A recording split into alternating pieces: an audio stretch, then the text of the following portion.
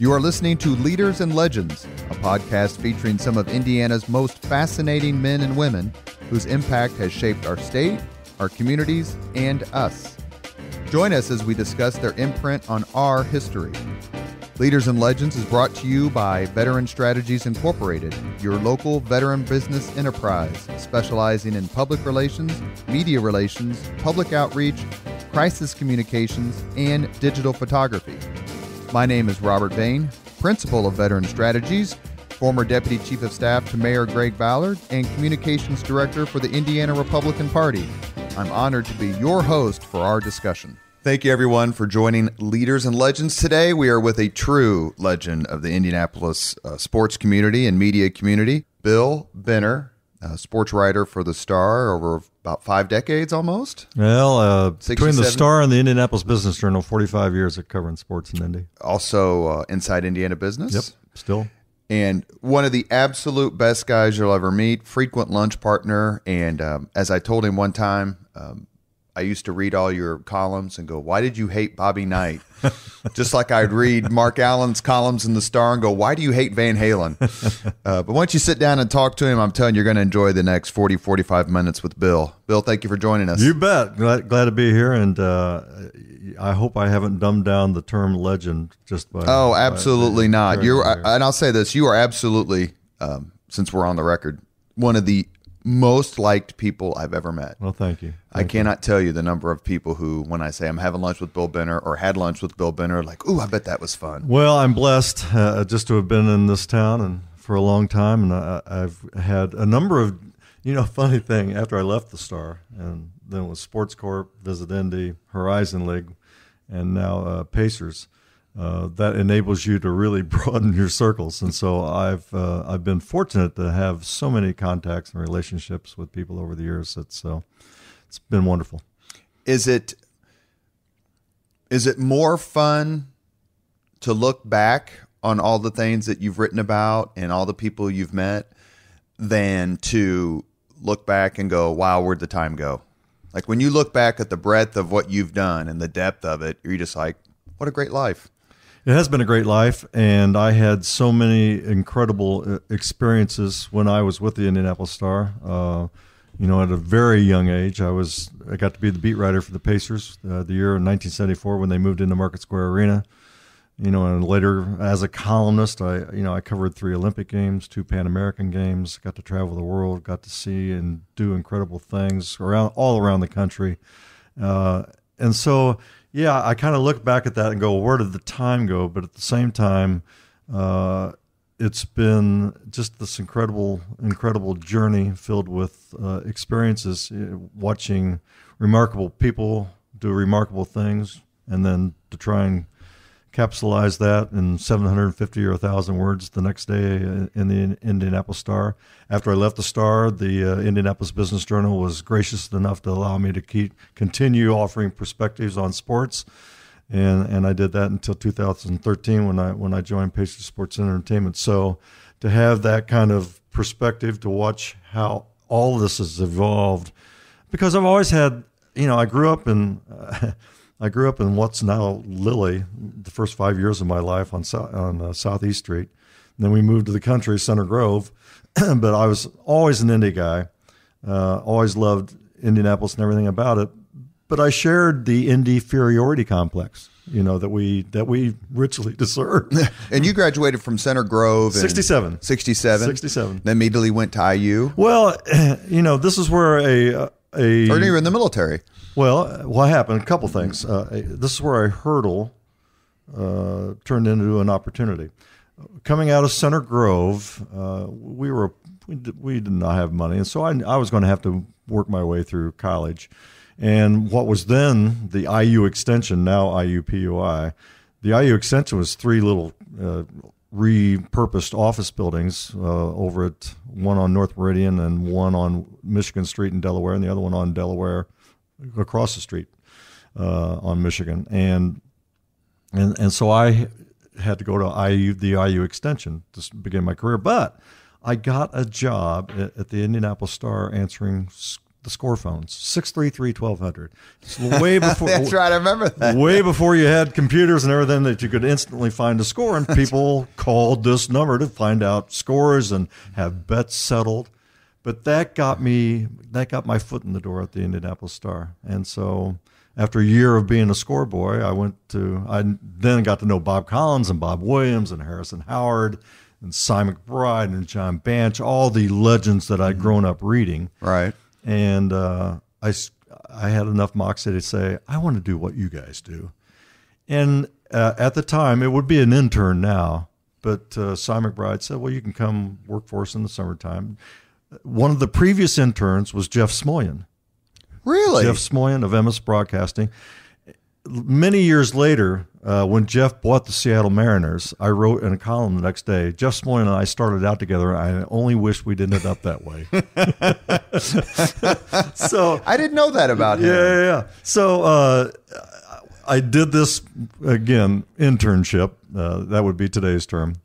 And I just stayed. And later that summer of 1968, they gave me an opportunity to go write a story, and it turned out okay, and they published it in the Star the next day. And then I just stayed in the sports department, and I got to do more and more and more. I saved up enough money. I got to Bloomington my junior year finally, and left in 1971, and would have I had a job waiting on me, but I had a low lottery number, so I had to go play Army for a little bit in the reserves. It was not heavy lifting. In fact, I ended up at Fort Benjamin Harrison. They were teaching me journalism. Yeah, because we went to the same. I was at Fort Ben Harrison when I was in the military. DINFOS, yeah. Defense Information School. So you got there when Knight got there? I was covering this. Did you work at the IDS? Yes, but this was Indiana Daily This student. was pre-Knight. Knight came the next year, 72. Yeah, Lou Watson was the coach at IU. So Knight came the next year, and. Do we want to do the whole Bob Knight thing? We can eventually. We don't have but we don't 45 minutes. We don't want you to get in a bad mood so soon into the podcast. Great mood. What was it like covering sports then as opposed to at the end of your career? I know you were a reporter and then you ended up a columnist, right. But is technology the biggest difference over the breadth of your career? Is it players' attitudes, people's attitude towards the media? Just kind of talk to me a little bit about changes. Well, I've been saying we all thought that sports would, especially professional sports, would eventually implode, fall on itself because of the cost. And I've been. How can you possibly pay this guy $200,000? How can you possibly pay when George McGinnis signed a contract for $100,000 or whatever it was? How can you possibly pay this guy that kind of money? Or Namath, remember he did the $407,000 contract in the late to mid '60s, and everyone thought it was the end of the world. So I've been waiting for the world of sports and the professional and commercial aspects of it to implode. It never has. It just keeps going. Of course, how much did you pay for a ticket to the Pacers game in 1968? $5, As it was my Van Halen ticket that I posted on Facebook, I think for their concert in '79, I think it was $7.25 or $7.50. Yeah. So the attention that sports gets has never abated at all. It's only continued to build on itself and still continues to this the explosion day. of women's sports too. Title IX has had a huge Birch impact. Birch Bayh, no question about it. But I was also fortunate, Robert, because I got, as Indianapolis grasped this thing called the Amateur Sports Capital and the sports initiative, I was fortunate enough to write about things that were taking place: the formation of the Sports Corp, the attraction of national governing bodies, the investment in infrastructure. Market Square Arena, again, I was the beat writer for the Pacers when they built Market Square Arena. That was not without controversy when Dick Lugar and my current associate Jim Morris decided to divert federal revenue sharing funds to help defray the cost of Market Square Arena. People wait, just like now. Hey, we got potholes. We got to plow the streets. We got to pick up the trash. What are you doing building this sports palace? But it was the first domino. It was the catalyst for everything that would come thereafter. The Pacers are hugely popular, playing in the Fairgrounds Coliseum, winning championships. They brought a hockey team along with it, and I've always like to tell people, oh yeah, that guy named Wayne Gretzky, he scored his first professional goal as a member of the Indianapolis Racers, and that's right. I was fortunate. But concerts, where did you first see Van Halen? I was in the military, so I saw it at El Paso. Did you see him at Market Square? By the time I saw him, they had moved to the field house, but obviously the Elvis concert is iconic. And you had told me something. You were the one who told me this, and I'd never heard it before, that Market Square Arena was built 74. It was 74. And they wanted to build it in Pike, northwest part of town. Talk about that a little bit, because you're talking about a complete game changer. Oh, no question. They were talking about near Lafayette Square, off of I-65. Near Lafayette Square was one of the proposed locations for an arena. But Dick Lugar, from his view in the 25th floor of the City County building, did not like looking out and seeing nothing, especially after the sun went down. And again, Indy at that time was Indianapolis. We had the Indianapolis 500-mile race. We had the Pacers playing at the Fairgrounds Coliseum. But the ABA was not considered the equal ABA of the was, NBA. yeah, I mean, when the NBA has Chamberlain and Morris, and Russell and Robertson. We love the ABA. We love the Pacers because it gave us kind of that, it gave us a foothold. We can be big time in something. And IU was in a down cycle in the 60s, clearly. Basketball. Yeah, basketball. So, so the migration of people, there was nothing to do. There were no restaurants, Robert. It was a boring, dull place. I've told my kids, who are 18 and 15, but we, even when we didn't live downtown, which is where we currently live, I never went downtown when I was a kid except to see Dick the Bruiser. That was the only time I ever went downtown as a kid. There was nothing to eat. There was no place to stay. I mean, you can only go to the top of the circle in the City County building so many times. You go look at the Christmas windows at Ayers. That's right. Or maybe to the tea room. But as far as an attraction, an event, and then, it was just a couple of weeks ago for the and I'm making a temporal connection to this recording, but when the Big Ten football championship was here, and Mike Greenberg tweeted, the ESPN sports host, Indy is the best big game town in the country. Right. Now, that's unfathomable to people like Jim Morris or like a P.E. McAllister or like other people who've been around since the beginning, if you'd have told them ever many years ago. So when you tell me, when we talk about looking back and where I am now, I do look back with a great sense of pride and the fact that I got to live it and experience it along with many, many others. But it's staggering when you think about it. I mean, when we did the Super Bowl, we did it so well and so uniquely, Indy style, that the NFL said, to all future cities, you're going to have to do it like they did it. That's right.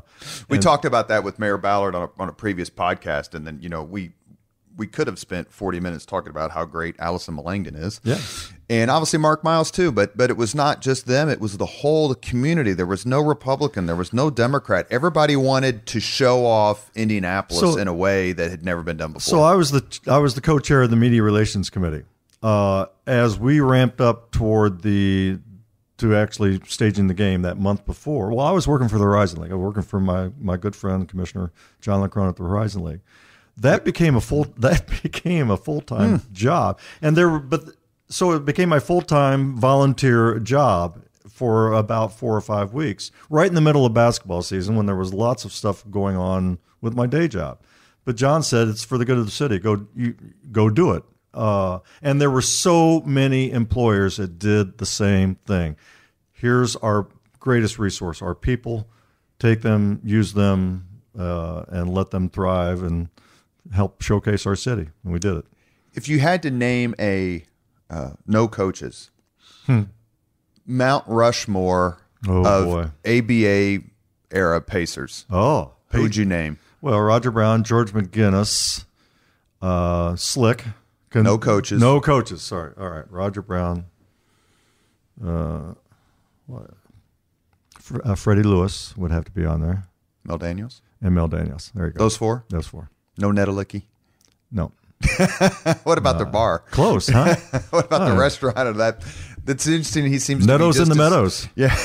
He seems to be just as famous for that. What was it like Talk about, you've said this before at our lunches, dealing with the players and like walking in the locker room back then. People were smoking. Well, what was the atmosphere? It was so much more relaxed. So there's a famous picture of me at Market Square Arena on the press row. It's actually a picture of Slick Leonard. But I'm in the background and I'm dragging on a cigarette. And so people bring this up. Yeah, I've seen that picture of you smoking a cigarette on Market Square Arena. And I said, yeah, well, you know what? You go in the locker room afterward and it'd be a cloud because all the players would be smoking as well. It was just there are no Victor Oladipo's types then, who totally into nutrition. The absolute McGinnis was just strong. George McGinnis, I got to see him for the first time covering high schools when he was still in Washington, Washington High School. Mm-hmm. Oh, my Lord. But yeah, George McGinnis never lifted a weight, and was an absolute Adonis. And he's still then and now a wonderful, wonderful guy. Did you ever get into a scrape? Oh, yeah. I mean, I'm not talking to you, or how can you ask me that question, or you never played the game, that kind of stuff. Yeah. How did you handle it? And was it ever legitimate? Do you ever think, I've never been there, Robert, with tenth of a second left to go, trying to shoot free throws to win? No question. There are any number of times when I picked up the paper the next day and I went, boy, that was harsh. And that was probably unfair. As a reporter or as a columnist or both? Both. Slick and I, we had our moments. He didn't think I was pro-professional sports, and there was something to that. Again, while I was covering it, I was still thinking that, how much they paid this money. They were raising ticket prices. They moved into the new arena. They had real monetary issues. And I was thinking, you can't foist all this off in the public. There's got to be some responsibility among ownership. And Slick is a loyal guy, and Slick took it personally when there was criticism, and he let me know it. And he let me know it in a public forum, too. Really? Billy, you're either for me or against me. You choose. We'll get to Bobby Knight telling you that same thing. We're here. You're listening to Leaders and Legends. Robert Vane is your host. We're here with Bill Benner, a longtime sports figure and community figure here in Indianapolis. How tough was it, and did you ever? I'm a Miami Dolphins fan, and so all of the Dolphins had another horrid year, and absent one play against New England. So these sports writers are calling for people to be fired. How difficult was it for you to say, they got to get rid of George Irvin, they got to get rid of Slick Leonard, they got to get rid of Jim O'Brien, or just anyone? Or the Colts coach or the Racers coach? Yeah. I mean, criticism goes with the deal, and criticism and judgment goes with the deal. I will be candid with you, as I got later into my career and as I got ready to leave the newspaper, the cynicism and the skepticism that I exhibited became part of my life, my personality. I didn't necessarily like being me, and I certainly didn't like some of the things that I felt was my duty to write. That said, I don't think I was ever... Did you ever write, so-and-so should be fired? It's time to move on. Yeah. Bob Knight, for starters. I always said I was more concerned with not what he was doing for the university, but what he was doing to the university. And being a Bob Knight critic at that time, especially early on, I kind of got on the other side of that fence early on when he was still winning championships and being Bob Knight. And, but in all fairness, and I've said this to you, if I had to pick one coach to win one game especially with inferior talent, it'd be Bob Knight. So I never saw a guy get more out of his guys than he did. Were you in the Omni in '84 when IU beat North Carolina with Jordan? Yes, I was. Yes. What was it like to cover? I remember watching it on TV, obviously. What was it like to cover, for people who are not necessarily huge sports fans, 1984, I think it was Sweet 16. Yep. IU plays North Carolina. North Carolina Jordan, had 4 first-round draft picks on their team. Yeah. And IU's only first-round draft pick on that team was a fellow named Uwe Blop. Yeah. And North Carolina was consensus number one team in the country. They had this amazing talent. IU was in kind of a rebuilding year after the glory of the early 80s. Yeah. And Knight came up with some way to defeat Dean Smith again, just 3 years after beating him for the national championship in 1981. That's right. So with that kind of preface, can you remember enough about that game and what you wrote and what you were feeling? I mean, it was on deadline, so that's always a panic situation, but it was stunning. I mean, it was nobody outside of the Indiana locker room, including the media, would have given Indiana a chance. But, we've talked about Dan Dockich holding down Michael Jordan, and Indiana played the perfect game. And Steve Alford was great, and Blop. I mean, it was a team beating, not to take anything away from Dean Smith. I got to know and really admire Dean Smith, but that was a night win, an essential, just the essence of a night win. And then the next day, between day. No. There was a between day. Right. Knight gave one of the best media sessions ever. I mean, he was Bob Knight when he could really open up and share and be the historian and be the really smart guy that he is. He was just amazing. And then, of course, they lost to Virginia in the next game. The other essence of Knight victory that I covered, and there were many, but the other one that comes to mind was when Indiana beat UNLV in New Orleans in '87. That's the better game of the Syracuse UNLV. I mean, triumvirate. And again, Indiana had a good team. I mean, I'm not taking anything away from it. They were number one seed. They were COVID. Just on talent. I mean, you look at UNLV, go, oh my God, Stacey Augmon, Larry Johnson, all those guys, and how could Indiana possibly stay with them? And Indiana beat them at their own game. Indiana. He was smart. His Knight's point was, if I tried to slow the game down in the 60s or 70s, they're going to score 90 and we're going to score 60. They beat them at their own game. Yeah, it was 93 was the final score. But the night before, I was down there with a lot of my Indiana friends, and we were at Bourbon Street at a place 2:30 or 3 in the morning, and all of a sudden we look up and kind of weaving down the street, arm in arm, their arms wrapped around each other, are Lefty Driesell and Jerry Tarkanian.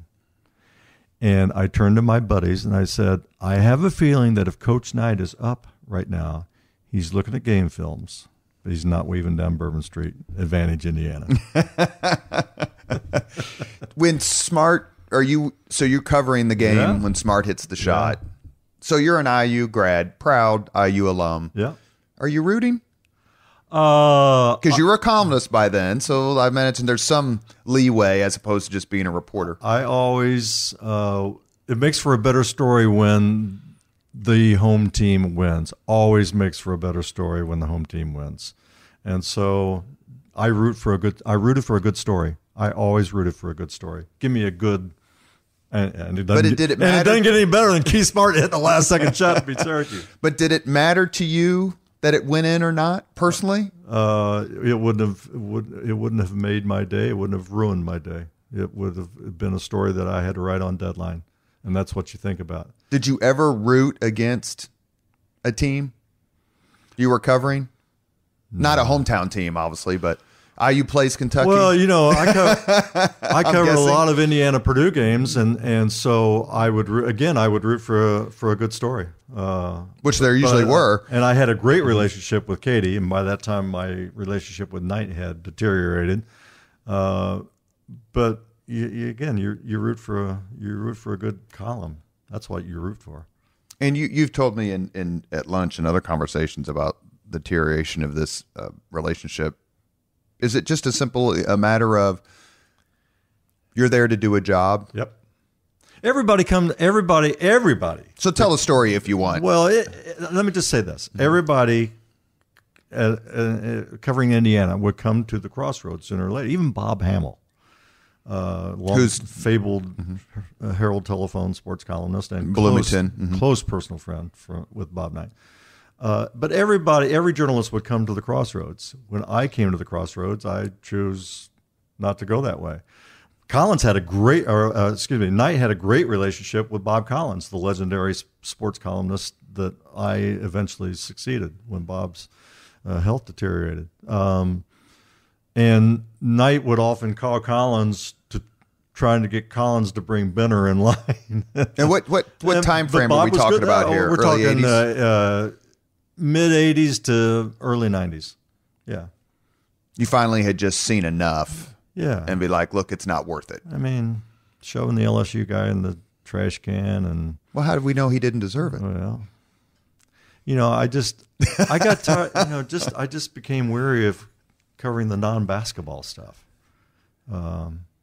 Could I have done that better? Absolutely. I'm assuming you read A Season on the Brink. Sure. What did you think when you read it? I read it so many times back when it first came out because I'm on the plane coming back and forth from the military, and so I'm reading it like crazy. As a matter of fact, very quickly, I was reading it in the airport one day, and this tall, rather handsome black guy walked by, and I looked up and I go, I just got done reading about you. And Michael Jordan looked back at me and goes, I haven't read that book yet. Is it any good? I'm like, it's really good, and you play a part in it. And he goes, I'll definitely have to pick it up. He was 5 feet away from me, just walking through the old Indianapolis airport. That's a time warp right there. John Feinstein did a hell of a job. It was a great, and it was one of the first kind of inside tell-all books. And I admired John's moxie for not pulling any punches and writing and reporting what he saw and experienced. I mean, it was a hell of a book. Did you learn anything? Or you're like, no, this is all the stuff I kind of already. I didn't really feel like I was enlightened to that great of an extent. There was a part of the book where it talks about a news conference, and this is the weeds, but I've always found it interesting, where Knight is teasing a former colleague of yours named Phil Richards. Great guy. Feinstein says in the book that Knight liked Phil Richards. So is that something that you like tease him, Mr. Richards, about that? No, or did he come to the crossroads that you discussed and say, I'm going a different direction? Phil Richards is A, one of the most likable guys you'd ever want to meet. B, he's one of the best wordsmiths. In fact, from my time when I would go up to South Bend covering Notre Dame, you read the local papers, the South Bend Tribune, and I very humbly submit that I was the guy who came back to Indianapolis and said, we got to hire Phil Richards. He was that good and is that good and was a tremendous writer throughout his career. So he was covering Indiana as the beat writer when I was covering Indiana as a columnist. So we'll do it. We'll head back. We're back with talking to Bill Benner, Leaders and Legends, presented by Veteran Strategies. Mount Rushmore of the IU players you covered, basketball. Alford, of the ones I covered, boy, that's how do you whittle it down? So 70s, 80s, 90s, basically. Alford, Buckner, not because he was the best player, but because I've never seen a leader like Buckner. Your colleague these days, Calbert Cheney. Mm-hmm. Boy, I'd like to put Mike Woodson on there. You gonna leave off Isaiah Thomas? But Isaiah was only there a year. He was there 2 years. 2 years, okay. He did accomplish something while he was there. Yeah, I know. He won the national championship. In terms of athleticism and talent, sheer talent, yeah, you got to put Isaiah on there. But what about Scotty May? That's why it's difficult. Scotty May. It's really. How about Ray Tolbert, Landon Turner, and that group? I'll tell you that was a Knight let that team finally loose. The 81 team. The 81 team finally let them loose. And I covered the regional in Dayton where they opened up with Maryland. And Maryland again had just on They talent. had Buck Williams and Albert King, is that right? King, yeah. And former NBA stars. Just on talent alone, you're going, okay. And Indiana went in and just kicked, I think it was 93-63. They just kicked their butts. And that's when he went, holy crap. And then Indiana had the good fortune, although I don't think it would have mattered. They played the next week. The regional was in Bloomington. Right. And then they went to Philadelphia and beat LSU and then beat North Carolina. Yeah. So it's early 80s. I'm going to get the year wrong necessarily. Maybe it's not 82 or 83. I'd have to look it up real quick. And someone walks to your desk and says, get ready. The Colts are moving from Baltimore to Indianapolis. Well, I was actually... Tell me about that day. Yeah, I was in Seattle covering the Final Four.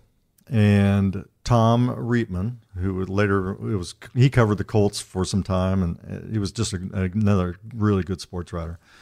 He called me in Seattle, let me correct that. Tom was in Seattle covering the Final Four because he was working for the news at the time.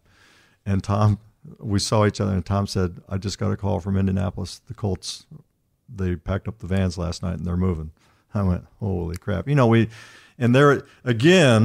There had been, this was folly to build a football stadium without a team to play in it. What are you guys thinking? But Morris and the civic leaders at the time, were smart enough to build it as an expansion of the convention center. And serendipity was involved. They put Colts blue seats in there, not knowing that the Colts would ever be the team that might. And so they walk Bob Irsay into the stadium. He looks up and he sees all these Colts blue seats and going, "You guys, you built this for me." For those who don't know, in the early '80s, Indianapolis built a domed stadium without a professional sports team to occupy the first it. The first NFL game to be played there was the Exhibition. Bears and the Bills. Yes. And then Notre Dame, Purdue played the first college football game there. But what the Dome did, much like Market Square being the catalyst for downtown development, the Dome then made us a player with the NCAA. At a time when the NCAA had just expanded the tournament to 64 teams, there was a fledgling network called ESPN looking for programming. And all of a sudden, the NCAA basketball tournament, although big to Indiana, became a big to America event. And there was Indianapolis with the Dome Stadium. And much like the high school tournament outgrew Hinkle Fieldhouse and moved to Assembly Hall before we built Market Square Arena, the NCAA tournament quickly began to outgrow conventional arenas. And there we were with Dome Stadium attached to a convention center. And so we began to host regionals, and then we hosted the 91 Final Four in Lucas. Well, I started to say not Lucas Oil, the Hoosier Dome, which later became the RC Dome. 97, but we began to build up all these relationships with the NCAA. So in 97, shortly after we had hosted the second Final Four at the RCA Dome, the NCAA said, we're going to look about possibly relocating our headquarters. There were 50-some cities that applied for that. They cut it. They whittled the list to, I believe it was 12. Indianapolis was not on the final list. Really? No.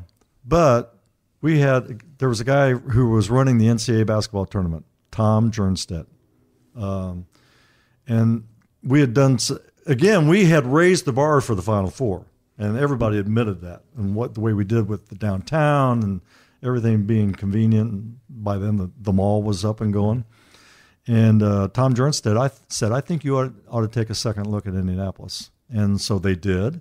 And so then we were among the quote-unquote Final Four, along with Overland Park, Kansas, where the NCAA headquarters were, Denver, and Dallas. And because of public-private partnership, the state donated the land and provided funds to help build the NCAA headquarters in White River State Park, and we got the NCAA. Then shortly after we got the NCAA said, in return for your faith and investment in us, we're going to award you a women's Final Four and men's Final Four, the NCAA annual convention, and major NCAA national champions every year until, and I think a rotating basis. On a rotating basis, and I think that agreement runs through 2032. So, again, investment, faith, do the good. When you have an event, treat it like it's the best event ever. I tell people this story all the time. In 1994, I think it was, the Big Ten decided they wanted to have a women's basketball tournament. This is well in advance of the men's basketball tournament. They put out an RFP to all these Midwest cities. Nobody was interested in women's basketball in the mid-'90s. Are you kidding me? Except Indianapolis said, you know what? We'll take it. We'll take the Big Ten women's tournament, and we'll treat it with the love and the respect and the marketing and the volunteers. We'll throw all of our resources at that like we would if it was a Final Four. Well, shortly thereafter, 5 years later, the Big Ten started a men's basketball tournament, And then shortly thereafter, when we built Conseco Fieldhouse, Banker's Life, downtown, the Big Ten said, you know what, great relationships. We love their downtown. We know how they do things. We'll start to rotate between Chicago and Indy. Then after they rotated for a number of years, then they said, you know what, we're going to put it one place for 5 years. I was on the bid committee then because I was working for Visit Indy. We went to Chicago. Chicago presents a bid. Well, why should the Big Ten tournament stay here? Well, we're Chicago. It's Big Ten headquarters. Yeah. We're Chicago. What about the women's tournament? Well, we're not going to do it at the United Center. We're going to put it out. There's this nice little arena out near O'Hare Airport. We'll put it out there. Indianapolis? Why? What about the women's tournament? We'll play it at Bankers Life Fieldhouse or Conseco Fieldhouse. We'll treat it like we've always treated it, like it's a big-time event. We'll market it. We'll give you the volunteers. And that day, there were 22 administrators in the room, and 11 of them were women. And they were all nodding their heads, and we were all elbowing each other underneath our seats going, I think we're going to get it. We got it for 5 years. When the Big Ten started the football championship, they didn't even throw out an RFP. They said, Indy, we know how you do it. You got a great stadium, Lucas Oil. It's coming there. So it's not only the guts to invest in infrastructure, whether it was an auditorium or a world-class track and field stadium or Market Square Arena or the Dome or the Field House, now Lucas Oil, a velodrome, a world-class rowing course at Eagle Creek. The guts to invest in all those things, the guts to reach out and establish relationships with Big Ten, national governing bodies, the NCAA. It's all paid off beyond anybody's imagination. You can't really, and I was a kid, right? And then I was in the military, but the impact of Bill Hudnut on this city is, unless you kind of lived through it or made it a point to study it, there really is no one. I mean, he was mayor for 16 years, and that makes a difference, right? But right. I mean, boldness was his middle name. He just said, you know, when you're punching above your weight, right? When you're fighting Orlando and San Antonio and New York or whatever for conventions and stuff like that, and these events, you just simply have to be and do what Indianapolis is and does. And it's really remarkable how many people come here. Because when I worked for Mayor Ballard, you know, we'd be out and about, and he would hear all the time just how nice everyone is. Like, I'm glad you're here. Right. As opposed to Chicago or New York or someplace like, why are you here? I always say Chicago throws its arm around events. We hug it. We hug them when they're here. Here's another example. I love this. There, for the 2021 NBA All-Star Game, I think there were 14 NBA cities interested. On the day the bids were due, 13 of those cities FedExed their bid materials. And one of them had Larry Bird drive an NBA All-Star themed IndyCar down 5 blocks of Madison Avenue and hand the bid to Commissioner Adam Silver. So that's how Indianapolis rolls. That's exactly right. That's a great example of how Indy rolls. That's exactly right. And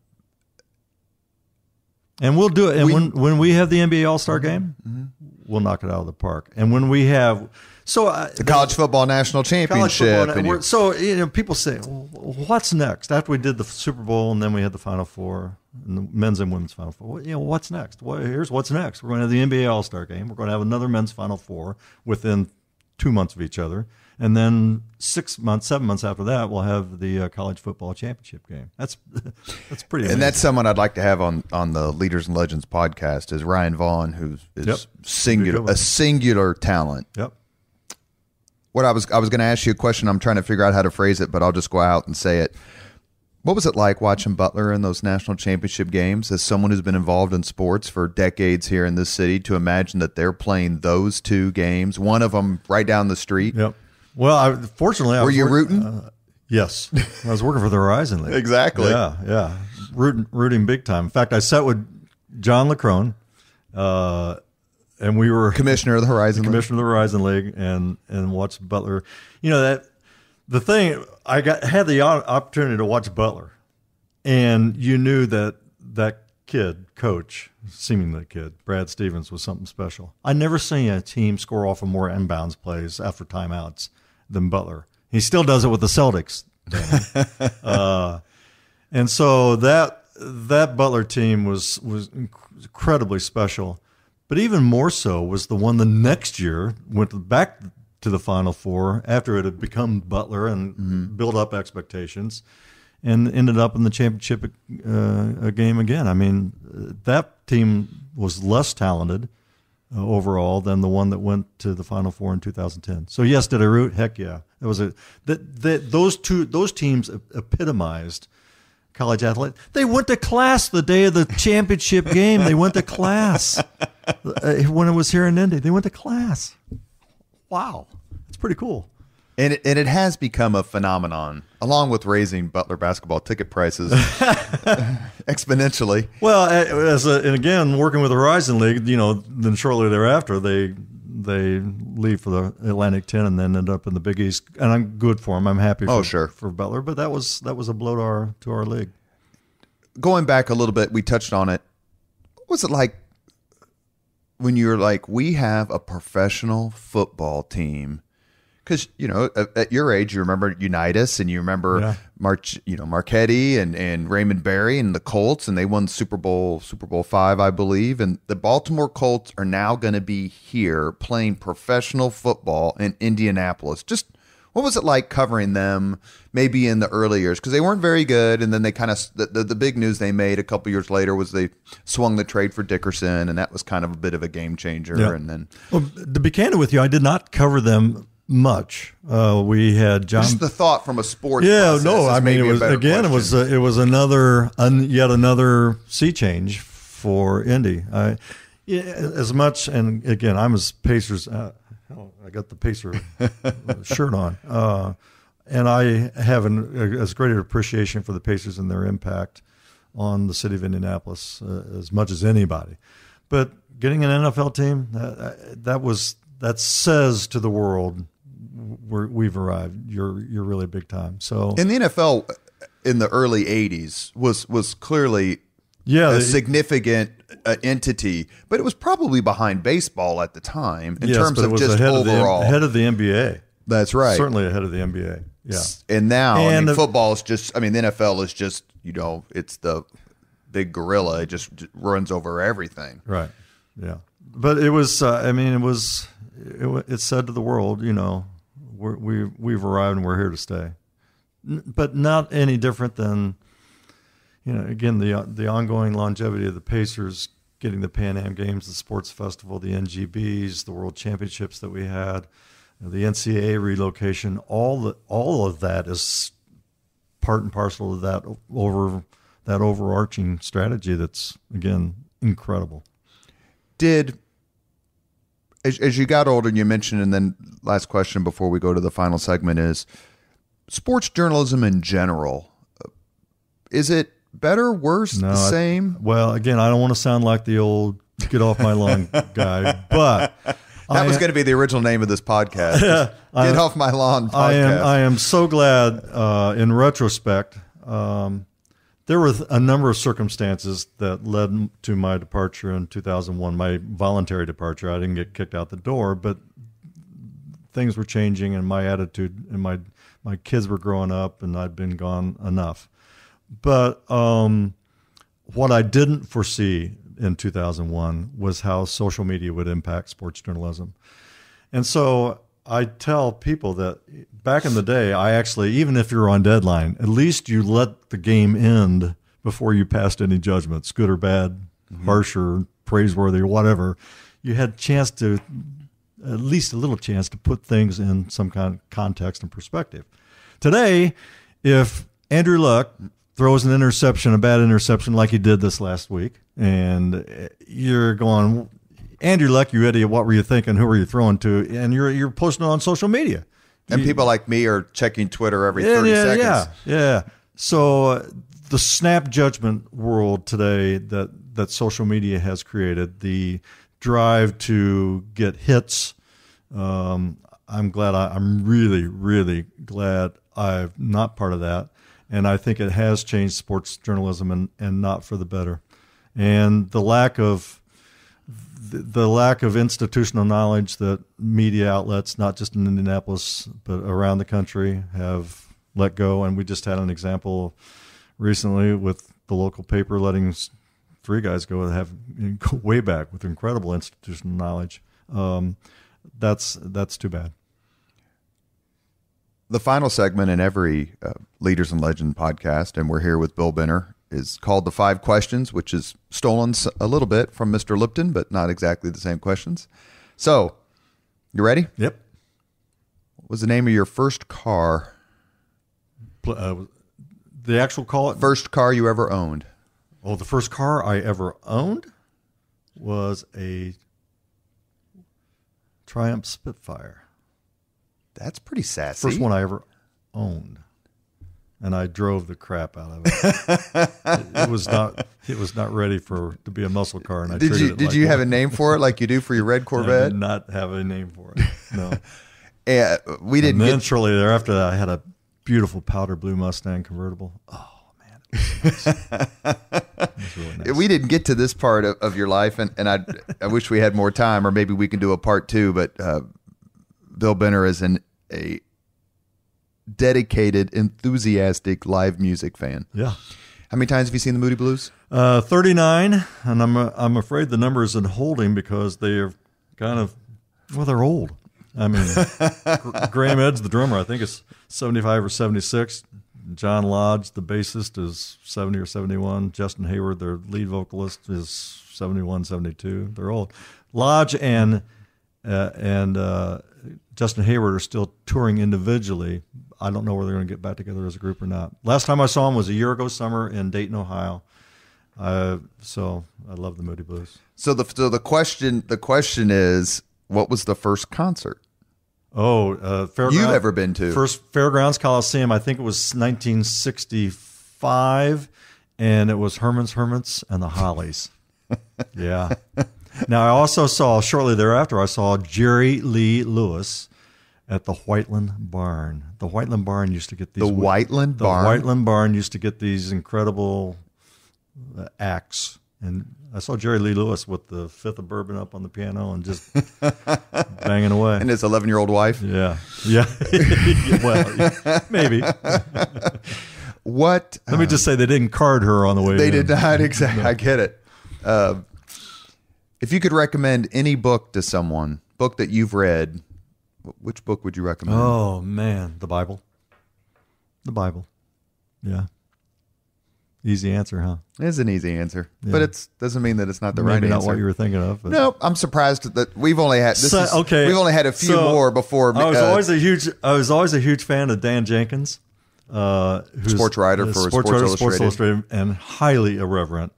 And he wrote this book, and it wouldn't play today because the language in it is absolutely unacceptable in today's culture. But he wrote a book called Semi-Tough.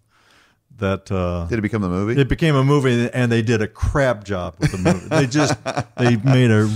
just did a crap job with the movie. But I always loved the irreverence in Semi-Tough. Dead Solid Perfect was another one of his books. I grew up reading the Chip Hilton Clarabee Sports. If you got a kid today, I put a Chip Hilton Clarabee book in front of them. If you could witness any event in history, which would you choose? Oh, man. Any event. Any time period. Any event. In any time. Well, I couldn't be on the moon with Armstrong, and could I? Would that wouldn't work? Would have to be something that I could actually witness, right? Any event. I don't know. You can answer it any way you like. I mean, if you say, I'd like to be in the room for the surrender of Appomattox, that doesn't mean you're participating. It just means you're in the room. So if you want to be in the lunar module looking out, going, hey, guys. I would have loved to have been at Gettysburg for the Gettysburg Address. It's November 19th, 1863. Yeah. And I would have loved to have been here for VJ Day. That's what Ballard be here. Or Ballard, former Mayor Greg Ballard, Indianapolis for VJ Day. Former Mayor Greg Ballard. When I asked him that question, he wanted to be on the USS Missouri for the signing ceremony. That's a good one. Surrender. If you could have dinner with anyone in the world right now, who would you choose? George Bush. George Bush. George W. George W. Bush. Yeah. Why him? You know, I admire the guy. I'd like to talk to George Bush and talk to him about 9/11. I think that would be a incredibly fascinating conversation to have. And I know he's spoken publicly about it many times, but I'd love to have lunch with George Bush and just ask him about that day and the aftermath. Is that who Jim Kittle said? I can't remember, but George W. Bush is a tremendous history buff as well. It'd be hard, or maybe I said that when I was asked that question by somebody. I went to the 9/11 memorial this past February. It makes you proud. It makes you pissed off. It makes you love America. It makes you cry. It makes you inspired. And again, the role that he played in that, I'd love to sit down and have lunch with him and talk. And he has absolutely, without a doubt, number one, the best ceremonial first pitch in the history of baseball. Have you ever seen it? Yes. The one at Yankee Stadium right after 9/11, where he throws that strike from the rubber, not from the base of the mound, but from the rubber. We are very grateful for you for joining us, listening to Bill Benner. It's been a terrific time. You are a dear friend. Yes. I cannot say how much I love you and enjoy your presence and your friendship. Thank you very much for listening to Leaders and Legends, brought to you by Veteran Strategies Incorporated. If you want to contact us about this program or our menu of public relations services, please send us an email at robert@veteranstrategies.com. That's robert@veteranstrategies.com.